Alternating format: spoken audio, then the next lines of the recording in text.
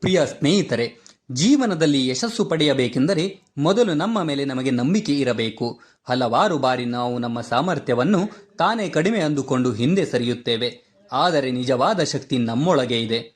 ಅದನ್ನು ಅರಿತುಕೊಂಡಾಗ ಮಾತ್ರ ನಾವು ಮುಂದೆ ಸಾಗಲು ಸಾಧ್ಯ. ಸಾಧನೆ ಎಂದರೆ ಒಂದೇ ದಿನದಲ್ಲಿ ಸಿಗುವುದಿಲ್ಲ. ಅದಕ್ಕಾಗಿ ಪರಿಶ್ರಮ, ಸಹನೆ ಮತ್ತು ದೃಢ ಸಂಕಲ್ಪ ಅಗತ್ಯ.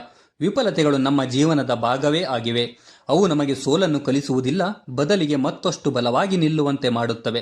ಪ್ರತಿಯೊಂದು ತಪ್ಪು ನಮ್ಮನ್ನು ಉತ್ತಮ ವ್ಯಕ್ತಿಯನ್ನಾಗಿ ರೂಪಿಸುತ್ತದೆ. ನೀವು ಇಂದು ಹಾಕುವ ಸಣ್ಣ ಪ್ರಯತ್ನವೇ ನಾಳೆಯ ದೊಡ್ಡ ಯಶಸ್ಸಿನ ಬೀಜವಾಗುತ್ತದೆ.